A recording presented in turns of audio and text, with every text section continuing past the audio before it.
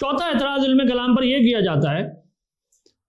علم کلام گویا ذات باری کی حقیقت میں بحث کر رہا ہے، اس وجہ سے یہ جائز نہیں ہے، شریعت نے اس کو پسند نہیں کیا کہ ہم اللہ کی ذات میں بحث کریں۔ اب یہ جو اور پھر اس میں ایک بات یہ ملا لی جاتی ہے کہ جب آپ اللہ کے بارے میں عقل سے کوئی بھی گفتگو کریں گے نا، اس سے تشبیہ آ جائے گی۔ اب متکلمین نے اس بحث میں پہلا نقطہ یہ دیتے ہیں کہ بھائی ہم ذات باری کی حقیقت میں بحث کرتے ہی نہیں ہیں، بلکہ ہم تو اس کی صفات اور افعال میں بحث کرتے ہیں، کیونکہ جو بھی اس کی ذات کو جاننے کی کوشش کرتا ہے، امام راضی کہتے ہیں کہ وہ بالکل عقیدہ فاسدہ کی طرف پہنچ جاتا ہے، وہ مجسمہ بن جاتا ہے یا وہ معطلہ ہو جاتا ہے بالکل۔ تو کہتے ہیں ہم تو یہ نہیں کرتے،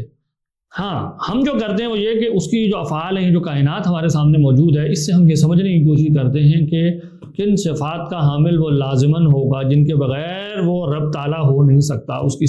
مطلب جیسے علم ہے، قدرت ہے، ارادہ ہے، یہ لازم ہے اللہ تعالیٰ کو۔ کیوں؟ کیونکہ اس کے افعال سے ظاہر ہو رہی ہیں۔ یہ ہو نہیں سکتا کہ کتابت موجود ہو اور ہم کہیں کہ کاتب نہیں ہو۔ تو کہنے کا مطلب میرا یہ ہے کہ علم کلام میں متکلمین اللہ کی ذات کی حقیقت میں نہ بحث کرتے ہیں، اور نہ ہی ان کا یہ دعویٰ ہے کہ ہم اللہ کی ماہیت کو جانتے ہیں۔ وہ کہتے ہیں یہ محال ہے اللہ کی ماہیت کے بارے میں کوئی حکم لگانا، بلکہ جو اللہ کی ماہیت کے حکم کے پیچھے پڑتا ہے وہی تو تجسیم کرتا ہے، اور تجسیم کو دنیا کی چیزوں کے ساتھ آپ اس کو ریزمبلنس دیں۔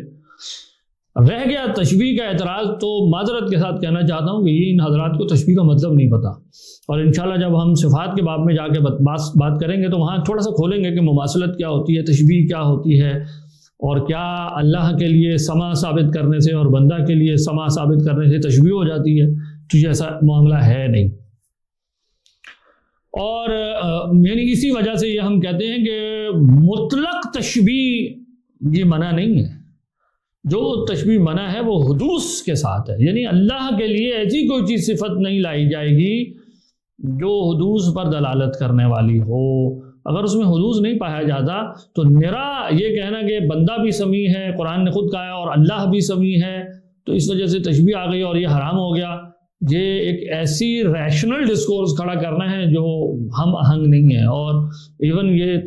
مشابہت کا جو تصور ہے اس کے ساتھ بھی ہم آہنگ نہیں ہے۔